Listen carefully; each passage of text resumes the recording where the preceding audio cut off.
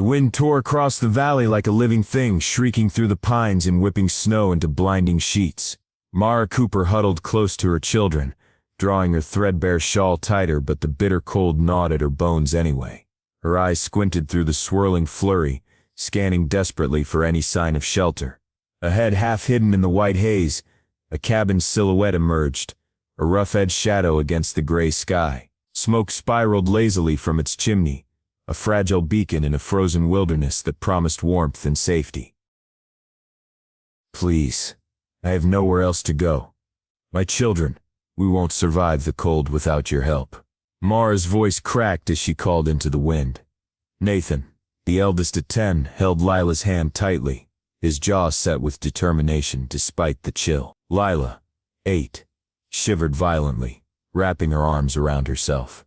Little Ben, barely 5, whimpered and clutched his mother's skirt. Each breath was a cloud of frost, each step a battle against the snowdrifts that threatened to swallow their tiny footprints. Mara's heart ached, but she forced herself onward, pushing against the storm with every ounce of her strength.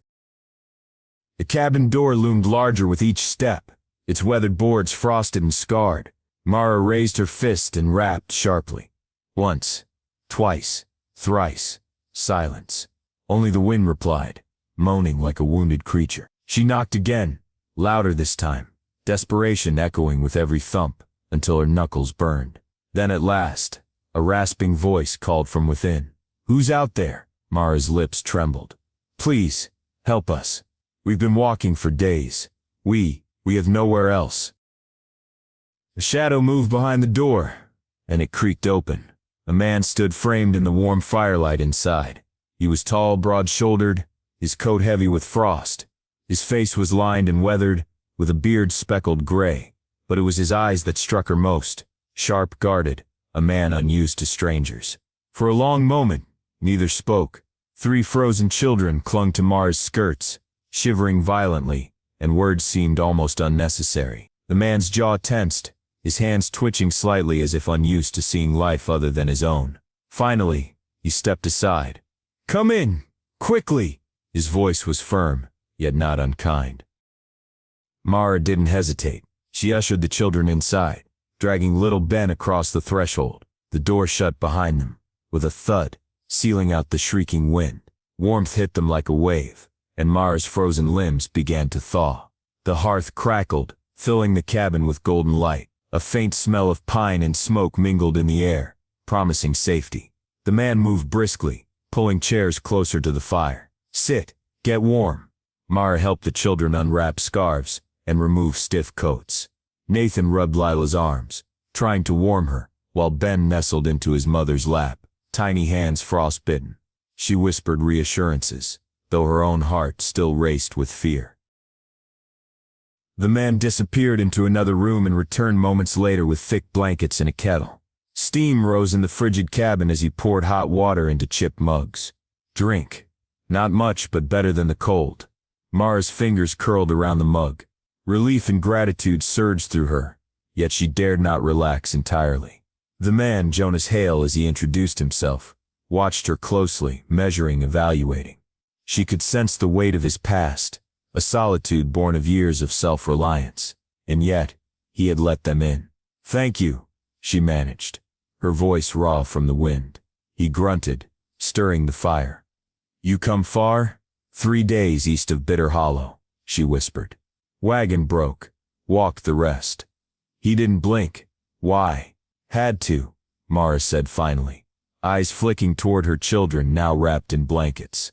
He nodded slightly, leaning back against the table, arms crossed. "Name's Jonas Hale," he offered after a pause. "Mara Cooper," she replied softly, glancing at the children. "Nathan, Lila, Ben." Jonas's expression softened slightly as he observed Ben clutching his mother's skirt. "You're safe here," he said quietly. "Storm's got nowhere to go tonight, and neither do you." Relief surged through Mara. She held herself together, whispering, "Thank you," and for the first time in days, she felt a glimmer of hope.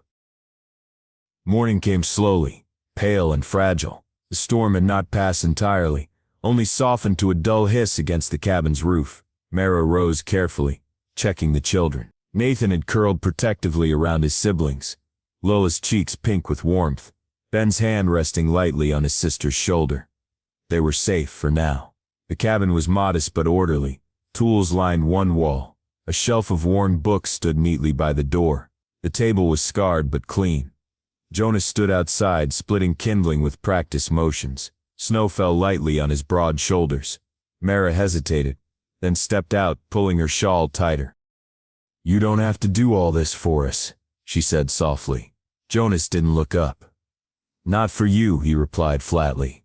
"For the stove. Needs wood to burn. Doesn't care who's hungry." Mara smiled faintly. He was the type who hid kindness beneath rough words. She stepped off the porch, lifting logs into her arms. Jonas watched silently, approving. By the time the woodpile was stacked, the sky had lightened to a dull silver. Inside, the children stirred. Nathan yawned, stretching. Layla rubbed sleep from her eyes. Ben peeked cautiously from beneath a quilt. Jonas poured coffee into tin cups, bitter and hot. Mara sipped gratefully, warmth seeping into her frozen fingers. "You planning to move on when the storm breaks?" he asked. "I don't know," she admitted. "I thought I had family west, but letters stopped coming long before winter." Jonas nodded. "Ain't the first. Most people come here thinking west has all the answers. All they find is more questions." There was a shared understanding between them.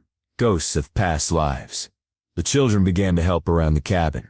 Nathan worked with Jonas, learning to swing an axe efficiently. Lila helped Mara patch torn mittens, preparing a thin stew. Ben trailed Jonas, asking endless questions. "What's that knife for? Do bears come here? Can I have a horse someday?" Jonas answered patiently, gestures precise, teaching them survival as much as life lessons. By evening, laughter echoed softly. The children played near the fire, and Mara stirred the stew, glancing at Jonas as he whittled a delicate bird. His hands were steady, careful, shaping more than wood, shaping trust. "You carve well," she said quietly. "Something to do when the wind won't stop," he replied. Night fell, heavy but gentle. After supper, the children slept again by the hearth. Mara and Jonas sat together in quiet company. "Thank you," Mara said softly, fingers curled around her cup. "For what?" Jonas asked. "For letting us stay. Not asking too many questions." "You needed rest," he murmured, gazing at the sleeping children. A moment of silence passed, comfortable and easy. Jonas stood, storms breaking. "Tomorrow you can head out if you want." Mara's stomach twisted at the thought. Leave this place, return to a world that had left her battered. She stayed silent, savoring the warmth of safety just for tonight. The following morning, pale light revealed a world softened by snow. Jonas worked methodically outside, chopping wood and checking the cabin. The children played near the creek while Mara swept the floor, humming gently. Nathan absorbed every lesson Jonas offered. Lila wove daisy chains and Ben chased small animals, blowing a whistle Jonas had carved. Life felt normal. Too normal. Jonas knew better than to trust it fully. By noon, hoofbeats echoed through the trees. Jonas saw them first, steady, deliberate. Riders emerged. 4 men, fine coats and confident gait. The first removed his hat, revealing slicked back hair and a smug smile. Jonas stiffened. "Afternoon," the man called smoothly. Jonas didn't respond. Mara stepped out, face pale. "Matthew," she whispered. Jonas understood immediately. The man dismounted slowly, gloves off, arrogance dulled. "I came for them," he said, voice rough, uncertain. Jonas raised an eyebrow. "Last I checked, the court made that decision for you." Matthew sneered weakly. "Courts change, so do people." Eliza stepped forward, calm but resolute. "They were never yours. You gave them nothing but fear." Jonas gave them safety. Matthew scoffed hollowly. "I was their blood. Blood doesn't feed them, doesn't teach them, doesn't protect them." Jonas said sharply. Nathan's voice cut through. "You're not our PA." Lila nodded. Ben clung to his sister's skirt, solemn. Matthew's shoulders slumped. Regret, maybe, or realization. He mounted and rode away, finally looking back, never to return. Spring came slowly, stubborn and delicate, like a secret whispered across the valley. Buds pushed through the frozen soil, small green promises among the frost, trembling in the soft morning sunlight. The air no longer bit sharply at their faces. Instead, it carried the faint scent of damp earth, new grass, and pine warmed by the weak sun. Laughter returned to the cabin in gentle bursts, tentative at first, then growing, spreading like warmth through a hearth.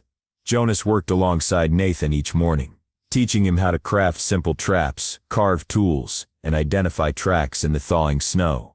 Nathan's eyes sparkled with concentration. Lips pursed as he mimicked Jonas's precise movements. "No, don't press too hard," Jonas corrected, nudging his hand gently. Nathan laughed at his own clumsiness, cheeks pink, and Jonas felt a strange, unexpected swell of pride. Leela wandered the meadow with Mara, crouching by patches of wildflowers just peeking through the dirt, tracing petals with tentative fingers, asking endless questions. "Why do these bloom so early? Will the bees come soon?" Mara answered patiently, marveling at the girl's curiosity. Leela had always been quiet, shy in the face of the world's cruelty, but now she leaned into every lesson, every story Mara shared. She asked about stars, about the shapes of clouds, about the world beyond the valley. Mara smiled softly. For the first time in months, she felt capable of teaching, guiding, protecting, and truly seeing her daughter's wonder. Little Ben chased shadows and insects, discovering the joy of a simple wooden whistle Jonas had carved from a fallen branch. He blew with effort and giggled when the sound squeaked oddly, and Jonas chuckled along with him, ruffling the boy's dark curls. There was music in the cabin now, small, imperfect, but alive. Jonas, who had known silence for so long, found it almost unbearable in its happiness, but in the best way. Evening settled slowly, painting the sky in hues of pale gold and soft lavender. The children, exhausted but joyful, clustered near the fire. Mara stirred a pot of soup, humming a tune that had long been forgotten, while Jonas leaned back in his chair, carving small figures from scraps of wood. He worked methodically, each stroke careful, measured, but his gaze kept drifting toward Mara, toward the children, toward the life that had blossomed around him. Mara watched him quietly, a mixture of gratitude and nervousness curling in her chest. The stormy past, the endless walking, the nights of fear, they were behind them but not forgotten. Could she truly allow herself to hope? Could she trust the warmth of this home, the steady strength of Jonas, after everything? As the firelight flickered, she finally approached him, her shadow stretching across the cabin floor. Her voice was soft, almost a whisper. "Jonas, do you really want us here? Not just until spring, but for good." Jonas paused, placing his carving carefully on the table. He looked into her eyes, steady and clear, searching, measuring the depth of her question. He saw the unspoken fear, the exhaustion, the hope, and the fragile courage in her gaze. "I see this place differently now," he said, voice low, deliberate. "Because of you, because of them. Stay, make this your home." Her hands trembled, and tears pricked at the corners of her eyes. She pressed her forehead gently to his chest, feeling the steady rhythm of his heartbeat beneath her cheek. Warmth and safety radiated from him, anchoring her in a way the storm never could. Jonas held her, steady and warm, and for a long quiet moment, the cabin seemed to hold only them, only this fragile tentative family. Outside, the last remnants of winter faded, snow melting into soft rivulets, soaking the earth, and coaxing new life. The trees whispered in the wind, a gentle applause for renewal. Inside, the fire crackled and popped, filling the room with golden light. The children, tired from the day's adventures, slept nearby, their breathing deep and even, the softness of blankets, and the scent of stew wrapping them in safety. Mara pulled back slightly to look at Jonas, her lips trembling in a smile. "I was so afraid we'd never find a place like this," she admitted. "But here, with you, it feels like we could start over. Really start over." Jonas's expression softened, almost unrecognizably tender. "It's not just about shelter," he said. "It's about what you make of it. And you've brought life back here. You've reminded me what it means to care for someone besides yourself." They sat together, listening to the quiet settling over the cabin, the occasional chirp of a bird outside, the soft rustle of melting snow on the roof, and the distant murmur of a creek. They were reminders that the world was still alive, still waiting for them. Days turned into weeks. The children ran freely through the thawing fields, learning from Jonas and Mara alike. Nathan built small shelters, Lila helped tend a tiny garden, and Ben raced around with newfound energy, laughter ringing out like bells. Even Jonas, whose life had once been measured only by survival, began to plan a small garden, a repaired fence, a new path to the creek. Life was quiet, deliberate, and full. One evening, as twilight settled, Mara found Jonas on the porch, gazing at the horizon. She joined him silently, the cool air brushing against her cheeks. I think we could be happy here," she whispered. He didn't turn to her immediately.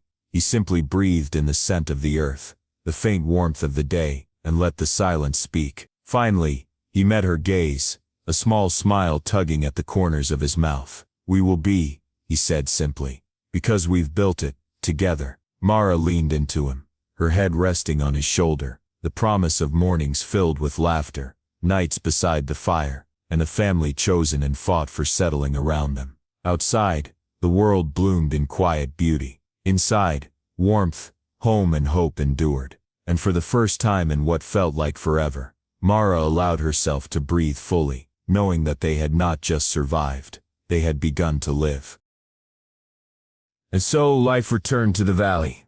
Laughter, warmth, and hope filling the cabin once more. Jonas, Mara, and the children had found not just shelter but a home, a family chosen and fought for.